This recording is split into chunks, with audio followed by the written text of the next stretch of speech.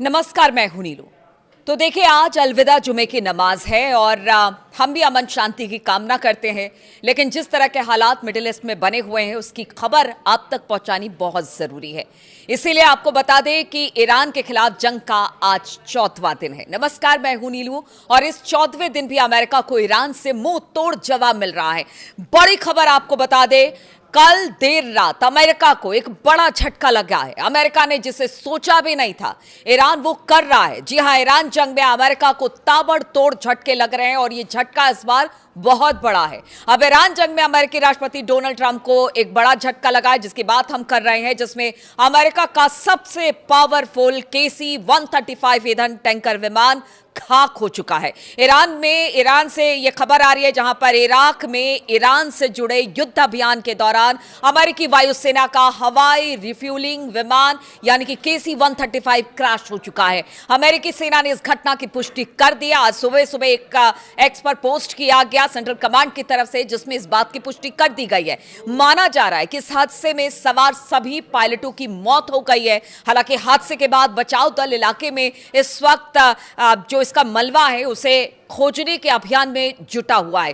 दरअसल इराक में अमेरिकी वायुसेना का एक KC-135 टैंकर विमान गुरुवार को दुर्घटनाग्रस्त हो गया। यह विमान हादसे का शिकार हुआ है या फिर ईरान ने इसे मार गिराया, इस पर अभी भी सस्पेंस बरकरार है, क्योंकि ईरान के मिलिशिया ग्रुप का दावा है कि इस विमान को गिराया गया है और बताया जा रहा है कि एक नहीं बल्कि दो ऐसे विमान हैं जिनको गिरा दिया गया है। अब इस बात में कितनी सच्चाई है, एक की बात तो अमेरिका ने कबूल कर ली है, यानी माना है कि वो पूरी तरह से जो कि इस KC-135 विमान है वो खत्म हो गया है, जल गया है, उसकी बात तो मानी है, लेकिन दूसरे की बात नहीं मानी है।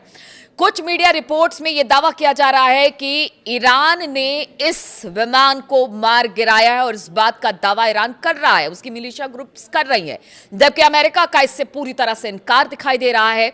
बहरहाल इस दुर्घटना ने ईरान के खिलाफ अमेरिका के अभियान को एक बड़ा झटका दिया है और इस बात को लेकर अटकलें लगाई जा रही है कि क्या अमेरिकी वायुसेना का विमान दुर्घटनाग्रस्त हुआ, दुर्घटना का शिकार हुआ, या फिर ईरान द्वारा इसे मार गिराया गया। अगर मार गिराया गया है तो आप समझिए एक बड़ा नुकसान, एक बड़ी क्षति, एक बड़ा झटका अमेरिका को। बताया जा रहा है कि विमान में 5 चालक दल के सदस्य सवार थे जिस वक्त इसे गिराया गया।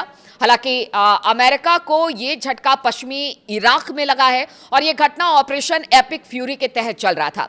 अभियान के दौरान जो अमेरिका की तरफ से बयान आया है, अमेरिकी केंद्रीय कमान यानी सेंट्रल कमांड के अनुसार इस मिशन में 2 विमान शामिल थे। देखिए, वो खुद कह रहा है कि 2 विमान है, टकराए हैं, एक विमान खत्म हो गया यानी बर्बाद हो गया, तो दूसरे का हुआ क्या, इस बारे में कोई जानकारी नहीं है। उनका कहना है कि वो बिल्कुल ठीक है, लेकिन क्या आपको ऐसा लगता है? ये बड़ा सवाल, एक बड़ा क्वेश्चन मार्क है। इनमें से एक विमान सुरक्षित रूप से उतारने में कामयाब रहा है, सेंट्रल कमांड का ऐसा कहना है। हालांकि दूसरा विमान पश्चिमी इराक में दुर्घटनाग्रस्त हो गया, पश्चिमी इराक में दुर्घटनाग्रस्त हुआ है और अब इसका मलबा तलाशा जा रहा है। अमेरिकी सेना ने इसे बड़ी क्षति बताया है। आप समझिए, जब अमेरिकी सेना ही इसे बड़ी क्षति बता रही है तो एक बड़ी कामयाबी ईरान के लिए, उसके प्रॉक्सीज के लिए है। गौरतलब है कि जिस ऑपरेशन एपिक फ्यूरी के तहत यह विमान उड़ान भर रहा था वो मुख्य रूप से ईरान पर हमलों से संबंधित माना जा रहा था और अब इसे ध्वस्त कर दिया गया। इसीलिए कहा जा रहा है कि अमेरिका और ट्रंप के लिए एक बड़ा झटका है। इधर अगर बात की जाए, दूसरी खबर की भी बात करें जो बहुत इंपॉर्टेंट खबर है, जिस तरह के हालात पूरी दुनिया में बने हुए उससे जुड़ी यह खबर है। ईरान के इस्लामिक रिवोल्यूशनरी गार्ड कॉर्प्स यानी IRGC ने गुरुवार को धमकी दी है कि अगर ईरान के ऊर्जा ढांचे और बंदरगाहों पर हमला अमेरिका इजराइल की तरफ से हुआ तो फिर वो इस क्षेत्र के तेल और गैस को आग के हवाले कर देंगे। देखिए, इस वक्त ईरान जो है वो क्षेत्रीय लड़ाई की तरफ आगे बढ़ चुका है। पूरे क्षेत्र में इस वक्त अलग अलग अरब देशों की बात की जाए तो वहां पर हालात बहुत खराब हैं और अब इस तरह की धमकी देना कि तेल और गैस को आग के हवाले कर दिया जाएगा, आप समझ सकते हैं कि समस्या कितनी गंभीर है। इसने कहा है कि देश के ऊर्जा ढांचे या बंदरगाहों पर जरा सा भी हमला होने पर उसका करारा जवाब और विनाशकारी जवाब दिया जाएगा, ऐसा IRGC का कहना है, ईरान का कहना है। IRGC के बयान को ईरान के सरकारी टीवी यानी IRIB ने भी जारी किया है। वहीं ईरान के सुरक्षा प्रमुख ने कहा है कि वो अमेरिका को पछताने पर मजबूर कर देंगे। और कोशिश भी यही हो रही है ईरान की तरफ से। कहां 2 दिन में ट्रंप और नेतन्याहू युद्ध को समाप्त कर रहे थे, आज 14वां दिन है और 14वें दिन से युद्ध और तेजी के साथ आगे बढ़ा है। और अब इस तरह की धमकी, मुज्तबा खामनेई का कल आधिकारिक बयान आया था और उन्होंने कहा था कि किस तरह से वो बदला लेने की बात कह रहे हैं। अब ऐसे में आप समझिए कि एक पूरे रिजीम को चेंज करने की बात हो रही थी। रिजीम के एक बड़े नेता को, आयतुल्लाह अली खामनेई को मार दिया गया, लेकिन अब देखिए एक और नेता वहां पर उनको पद पर बैठा दिया गया और उनकी तरफ से अब इस तरह की धमकी। और उसके बाद जिस तरह के हमले लगातार अलग अलग जगहों पर हो रहे हैं इजराइल और अमेरिका के ठिकानों पर, वो भी चिंता का विषय है। यानी यहां से तो लगता नहीं कि मामला भी ठंडा पड़ने वाला है या युद्ध और आगे बढ़ेगा। इन सब बातों से तो इसी बात का जिक्र होता है।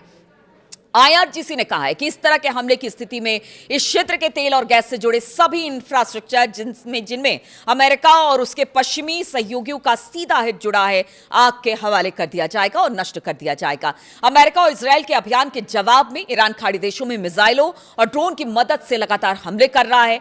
हॉर्मुज स्ट्रेट पर ईरान लगातार हमले कर रहा है। ईरानी फौज हॉर्मुज जलडमरू मध्य यानी स्ट्रेट ऑफ हॉर्मुज से गुजरने वाले अंतर्राष्ट्रीय मालवाहक जहाजों को निशाना बना रहे हैं, जिससे वैश्विक ऊर्जा व्यापार प्रभावित हो रहा है। और इसका असर तो अब दिखने लगा है। हर जगह आप देखिए कि तेल और गैस की किल्लत हो रही है, दाम बढ़ रहे हैं, कालाबाजारी हो रही है। भारत भी इससे अछूता नहीं है। और दुनिया के कच्चे तेल का 5वां हिस्सा, हम आपको बता दें, स्ट्रेट ऑफ हॉर्मुज से गुजरता है। इसीलिए पहले से अंदेशा लगाया जा रहा था कि अगर अमेरिका और इजराइल ईरान पर युद्ध छेड़ते हैं तो फिर एक बड़ी स्ट्रेटेजी के तहत स्ट्रेट ऑफ हॉर्मुज ईरान बंद करेगा। और अब हो भी ऐसा रहा है।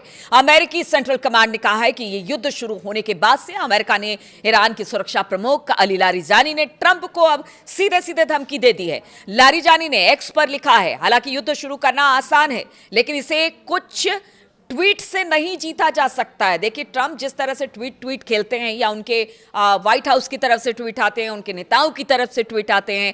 अब अली लारिजानी का ये बहुत बड़ा एक्स पर जो पोस्ट आया है, उसमें उन्होंने कहा कि ट्वीट से युद्ध नहीं जीता जा सकता है। हम तब तक पीछे नहीं हटेंगे जब तक आपको पछताने पर मजबूर नहीं कर देंगे।